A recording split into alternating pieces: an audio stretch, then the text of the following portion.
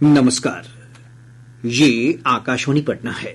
अब आप खालिद रशीद से प्रादेशिक समाचार सुनिए। प्रधानमंत्री नरेंद्र मोदी ने कहा है कि महिलाओं पर अत्याचार और बच्चों की सुरक्षा समाज के लिए गंभीर चिंता के विषय हैं। उन्होंने कहा कि देश में महिलाओं की सुरक्षा के लिए कानून बनाए गए हैं, लेकिन इसे और अधिक सक्रिय बनाने की आवश्यकता है। प्रधानमंत्री ने आज नई दिल्ली के भारत मंडपम में जिला न्यायपालिका के 2 दिन के राष्ट्रीय सम्मेलन का उद्घाटन करते हुए कहा कि महिलाओं के खिलाफ अत्याचार से संबंधित मामलों में जितनी जल्दी निर्णय लिए जाएंगे, उतनी ही जल्दी महिलाओं की सुरक्षा सुनिश्चित हो पाएगी। श्री मोदी ने कहा कि सर्वोच्च न्यायालय की स्थापना के 75 वर्ष पूरे होने से लोकतंत्र की जननी के रूप में भारत का सम्मान बढ़ा है। प्रधानमंत्री ने कहा कि आजादी के अमृत काल में 140 करोड़ देशवासियों का एक ही सपना है, विकसित भारत, नया भारत। श्री मोदी ने सर्वोच्च न्यायालय की स्थापना के 75 वर्ष पूरे होने के अवसर पर एक डाक टिकट और एक सिक्का भी जारी किया। प्रधानमंत्री नरेंद्र मोदी ने आज वीडियो कॉन्फ्रेंसिंग के माध्यम से 3 वंदे भारत रेलगाड़ियों को हरी झंडी दिखाकर रवाना किया। ये रेलगाड़ियां मेरठ से लखनऊ, मदुरै से बेंगलुरु और चेन्नई से नागरकोइल के बीच चलाई जाएंगी। श्री मोदी ने उद्घाटन के अवसर पर अपने संबोधन में कहा कि वंदे भारत रेलगाड़ियों के विस्तार से देश विकसित भारत के लक्ष्य की ओर तेजी से कदम बढ़ा रहा है। जानकारी के अनुसार पटना और टाटा के बीच वंदे भारत ट्रेन का परिचालन भी जल्द शुरू किया जाएगा। केंद्रीय सूक्ष्म, लघु और मध्यम उद्यम मंत्री जीतन राम मांझी ने कहा है कि देश भर में खादी का प्रमुखता से प्रचार प्रसार किया जा रहा है। उन्होंने कहा कि इससे लोग खादी वस्त्र पहनने के लिए प्रेरित होंगे और ग्रामीण क्षेत्रों में रोजगार सृजन भी होगा।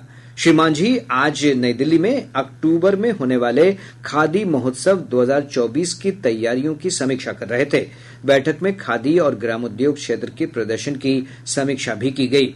इस दौरान केंद्रीय मंत्री ने योजनाओं के कार्यान्वयन के माध्यम से खादी क्षेत्र में किए जा रहे प्रयासों में तेजी लाने का निर्देश दिया। खादी और ग्रामोद्योग आयोग देश में खादी को बढ़ावा देने के लिए हर वर्ष महोत्सव का आयोजन करता है।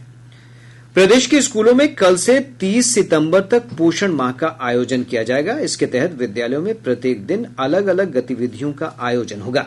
मध्याह्न भोजन योजना के निदेशक मिथिलेश मिश्र ने इस संबंध में सभी जिला शिक्षा पदाधिकारियों को दिशा निर्देश जारी किया है। प्रादेशिक समाचार आप आकाशवाणी पटना से सुन रहे हैं। प्रदेश के अधिकांश भागों में मानसून की गतिविधियां कमजोर पड़ गई हैं। इससे विभिन्न स्थानों पर बारिश में कमी दर्ज की गई। मौसम विभाग से प्राप्त जानकारी के अनुसार पिछले 24 घंटों के दौरान राज्य के दक्षिण पश्चिम और दक्षिण मध्य भागों में कुछ स्थानों पर हल्की वर्षा दर्ज की गई। शेखपुरा के घाट कुसुम्भा में सबसे अधिक 20 मिलीमीटर वर्षा रिकॉर्ड की गई। विभाग ने अपने पूर्वानुमान में कहा है कि अगले 3 दिनों तक राज्य के अधिकतर भागों में बारिश की संभावना नहीं है। इस दौरान राज्य के दक्षिणी भागों में कुछ स्थानों पर मेघ गर्जन और वज्रपात की आशंका के मद्देनजर येलो अलर्ट जारी किया गया है। इधर स्थानीय कारणों से मधुबनी में मौसम में बड़ा परिवर्तन आया है। हमारे संवाददाता ने बताया है कि जिले के विभिन्न भागों में आज दोपहर बाद मूसलाधार बारिश हुई, जिससे लोगों को उमस भरी गर्मी से राहत मिली है। विधानसभा अध्यक्ष नंदकिशोर यादव ने आज भागलपुर में अंगिका कला उत्सव का उद्घाटन किया। इस अवसर पर उन्होंने एक चित्र प्रदर्शनी का निरीक्षण भी किया।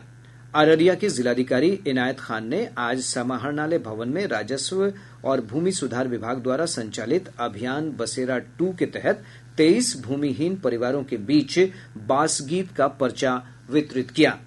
जमुई जिले के झाझा थाना क्षेत्र अंतर्गत बंजामा गांव से पुलिस ने कुख्यात नक्सली जगन्नाथ यादव उर्फ मिश्र जी को गिरफ्तार कर लिया।